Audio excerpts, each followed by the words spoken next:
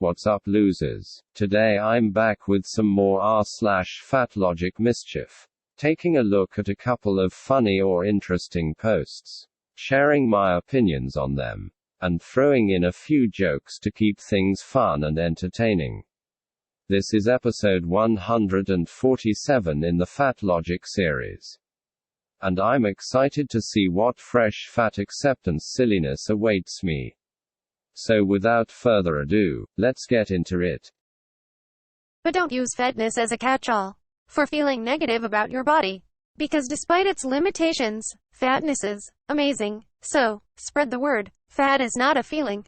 It's an amazing state of being. Okay, so, this one sounds vaguely familiar to me. So it's possible that it might be a repost. But if it is, what can I say? It's a classic. So who cares, haha. There's something delightfully tickling to me about the notion of spreading the word of the amazing state of being. That is fatness. Like I'm imagining scores of fat missionaries taking to the streets, knocking on doors, distributing pamphlets and chicken wings, and seeing how many thins they can recruit to the cause. If nothing else, you have to admit that that's a damn hilarious image to bring to mind, haha.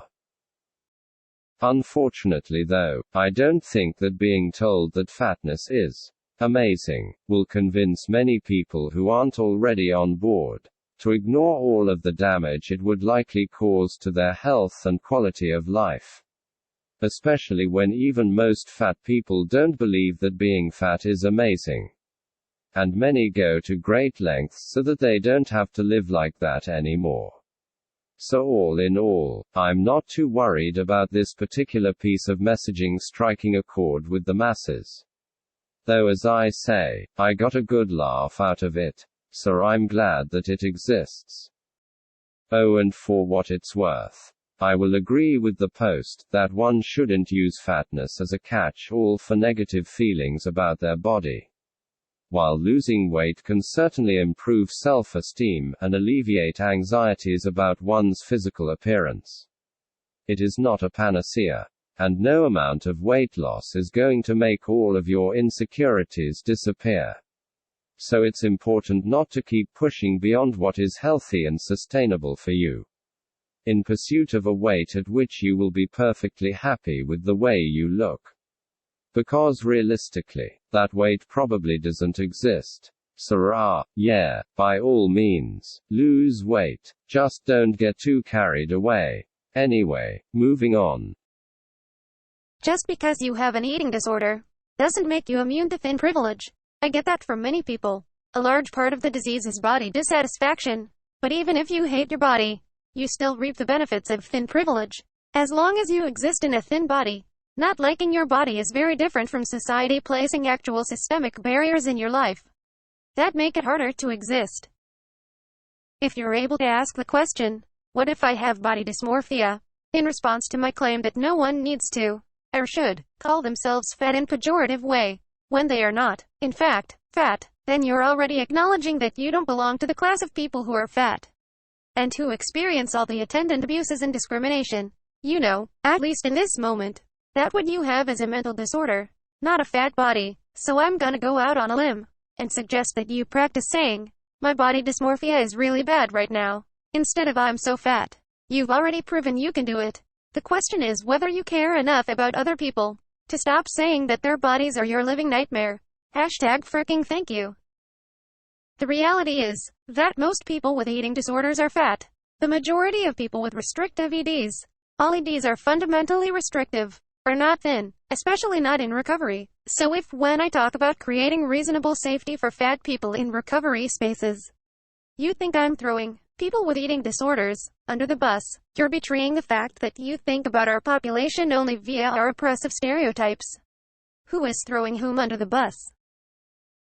God, these fat acceptance posts about people with eating disorders really are the bottom of the barrel, aren't they? To think that these very same people, who constantly bang on about how other people need to have more empathy for them and show greater concern for Their feelings can be so callous and indifferent to the struggles of a vulnerable group, like sufferers of restrictive eating disorders. Really boggles the mind. It's simply gotta be all about them, all of the time, and if it's not, you'd best believe they're going to throw a tantrum over it. It's unbelievable.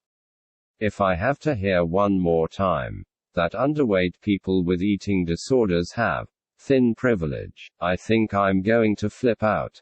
Like, what privilege? The privilege to wither away miserably, losing touch with the world around them, and often dying. That privilege, forgive me, but that doesn't sound privileged to me at all. And the fact that you're more worried about how their thinness and body dysmorphia make you feel than the terrible reality that these people face says it all to me about how little you care for anyone other than yourself. Sure, there are times and places where it might be inappropriate to make really disparaging comments about your weight. And I definitely wouldn't encourage people with eating disorders to do this when they don't have to. But I find this post's suggestion that they should just keep a lid on their feelings and constantly self-police so that they don't set off some unhinged fat activist really obnoxious. Like, people are allowed to vent sometimes. It's unhealthy to keep everything bottled up. And I don't see why your claimed right to never have your ridiculously thin skin pierced is more important than that. Honestly, it's just selfish. And as for the final point about how most people with eating disorders, and even most people with restrictive eating disorders, are fat, can we just not? I'm fully willing to acknowledge the prevalence of binge eating disorder, and how harmful a condition it is. But this doesn't seem to be what the post is talking about. Rather, it seems to be squeezing thin eating disordered people out of their own communities through laying a guilt trip on them, literally just for having eating disorders, and behaving as you might expect them to in light of this. And, I don't know, I just find that gross. Like, I'm glad that people who aren't underweight can have the disordered eating recognized these days. I think that's a really positive development. And I'm not trying to take that away from them. But it has to be a two-way street. You're not going to help underweight eating disorder sufferers get better by shaming them or yelling at them to keep their mouth shut. You have to actually show them some compassion. And I'm seeing precious little of that on offer here. So do better, I guess. Because this sheet ain't it. Prefacing this post by saying, I 1000% believe fat is not a negative word. And I think fatness is amazing. But delving farther into fat politics has made me realize that despite self-perception or not being skinny, the BMI scale cannot decide someone's fatness. That said, I'm not fat. I've been harming the community by labeling myself that. Just because my BMI technically places me with obesity. I fit into mediums and larges. I can fit into the average airplane seat easily. At most, I could label myself chubby or plus-sized. But walking around.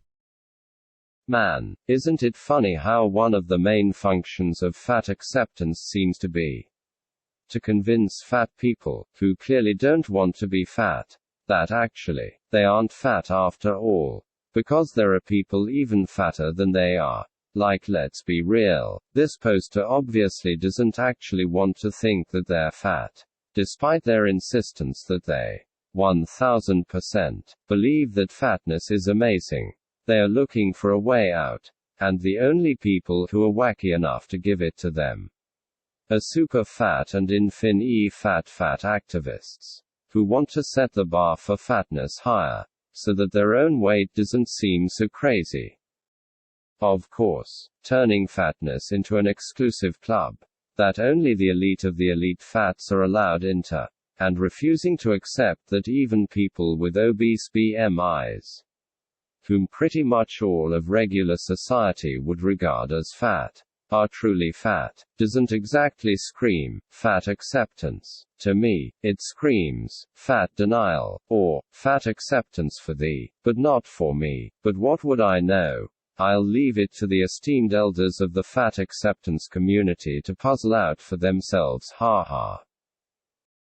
But in case this poster really was looking for reassurance, I'm here to tell them that yes, you are fat, you have an obese BMI, and unless you're some juiced up bodybuilder or something, that's good enough for me to sign off on your fatness.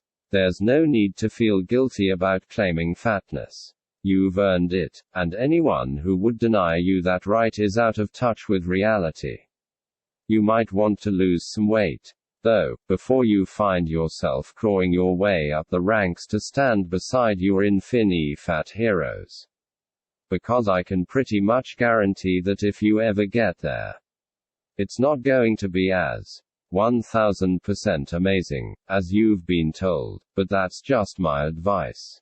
Make of it what you will. Well, that's all I've got for you today. I hope you had a good time reading through these posts with me, and that my commentary added something to your experience of them.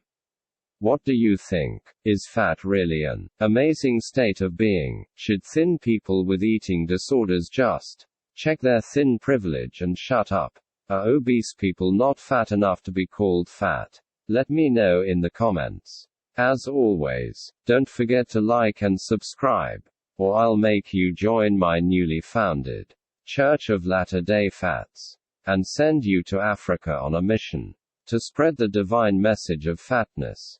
Just kidding, haha. Anyway, catch you later.